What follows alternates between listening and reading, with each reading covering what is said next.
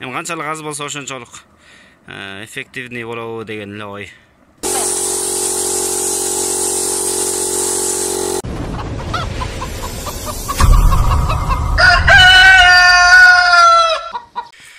Assalamu alaikum, урматтуу bir туугандар, урматтуу тоок сүйүүчүлөр. Күн ысып жай келери менен тоок багуу бир жагынан жеңил болуп калса, бир жагынан маселе пайда болот.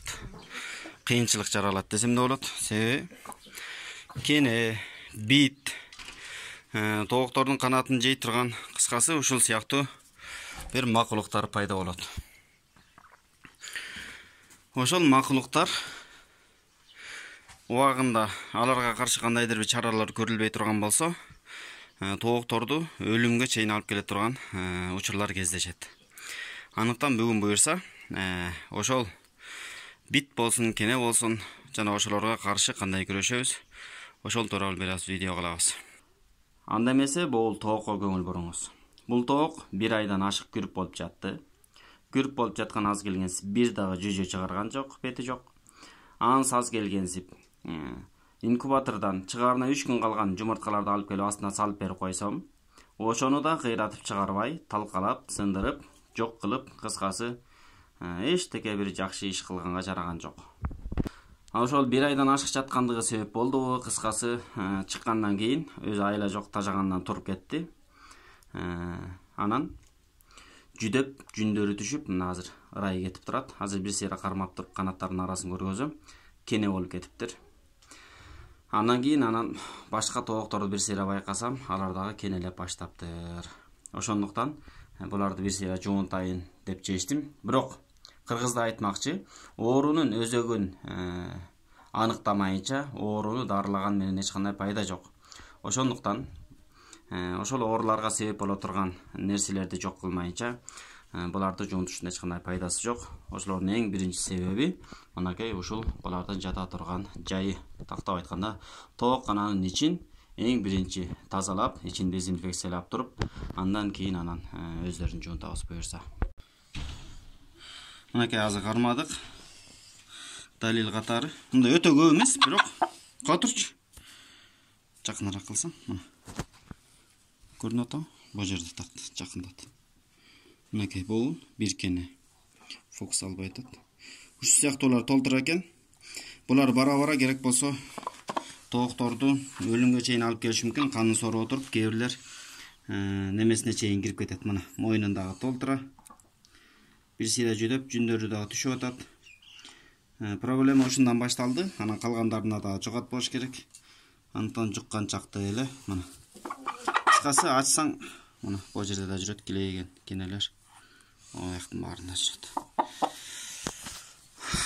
Кыскасы буюрса, булардын баарын азыр жуунтабыз, бирок жуунтардан мурун бул жакты дезинфекциялайбыз. Ан үчүн эски астындагы пастилканын баарын подстилка алабыз, тазалайбыз, жаңы салабыз төшөнчүсүн. Андан буларды жуунтабыз. Бирок дезинфекция болгондон кийин жок дегенде кечке чейин кургап, салкындап, ичи шамалдашы керек. Андан кийин тооктор кириш керек. Болбосо ууланып калышы дагы мүмкүн. Так, ан үчүн биринчи кезекте тоокторду эшикке кубалап чыгабыз. Кана эшикти аччы болуң. Чыккыла. Давай. Булар көлөкөгө качып азыр күн ысып атат, аябай.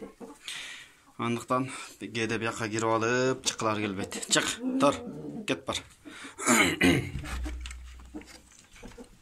Чыгай, кашынбай. Тур. Кет тур. Чык. Чык.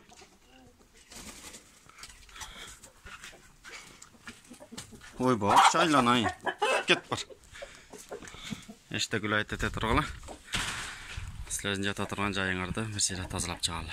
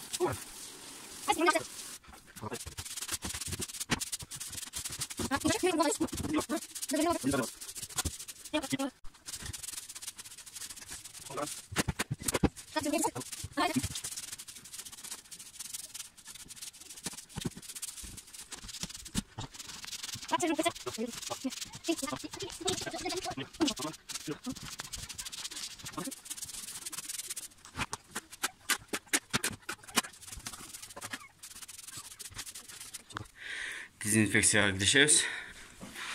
Hal üçün moğul nerseni alıp geldim. Niacidol 60%. Flakon 40 litr suga жетет деп жазып коюптур сыртына. Бирок мага 40 литр суунун деле кереги жок. Ушунун бардыгын 20 литрге кошом дагы. Сатуучу даже 10 литрге эле кошуп салсаң болот деди.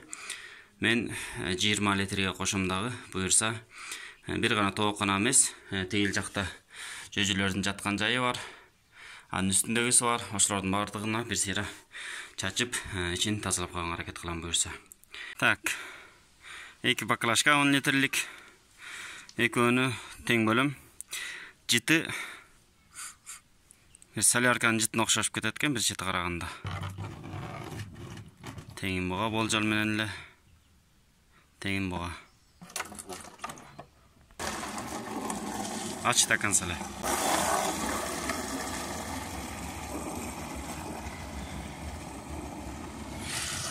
Мына куйганда кадимкидей монтип апак кымыздай болуп чыгат экен. Өңү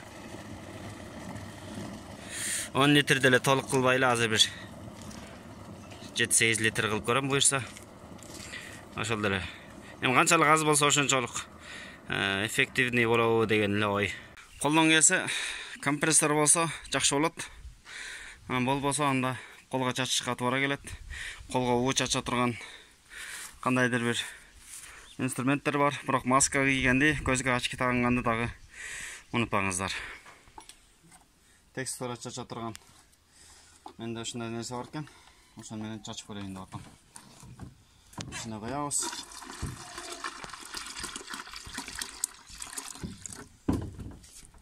Компрессорду иштетебиз. Кайша кадр түшүрүбүз.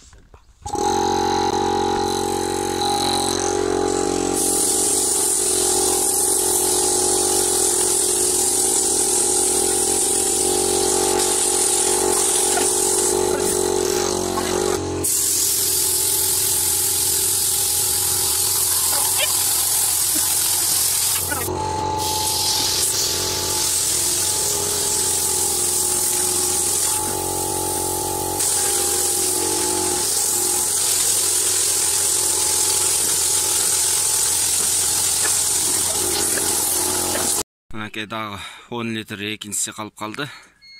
Тооканага кенен кесе жетет экен бирөөсү. Бирок бул жети. Ушунчалык ачуу экен. 2 катар маска тагансам дагы тамакты ачыштырып, көздөн жаш агызып, кустуруп, жөтөлтүп аябай неме экен, кыскасы. Аябай күчтүү дары экен. Колдон келсе спец жанагы противогазный немелер болот го, маскалар ошондойлор болсо жакшы болчу да. Колдон келсе деми, болбосо эптесе болчу да. Бирок таасири жакшы болчу да. Адамды ушунчалык кыйнап атат демек. Жандыктар буюрса тазаланат деген ойдобуз. Эшигин ачып койдук. Кечке чейин колдон келсе шамалдап коргаганы жакшы. Адамды ушунчалык кыйнап атат, эми тоокторду канчалык кыйнашы мүмкүн өзүңүз элестетиңиз. Эй, тетиң кирип бараткан. Айдап чык. Тигирип кетти. Аякта бирдеме жаткансып. 1 сааттан ашып калды. Жети кетип калыптыр.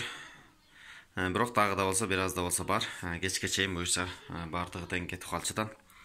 Тооктор бияка кирмей келек деп чырдап атышат. Себеби туумак. Түштөн кийин тууп калышы эле кээде. Көнүп алган жерине келип болбой чырдап атат. Кандай кылам билбейм. Видео өтө узарып бараткандыгына байланыштуу кийинки видеодо буюрса тооктордун өзүн кантип жуунтабыз, кантип дарылайбыз, ошол тууралуу бир аз маселе кылганга аракет кылабыз. Анда эмесе, ассаламу алейкум, урматтуу бир туугандар.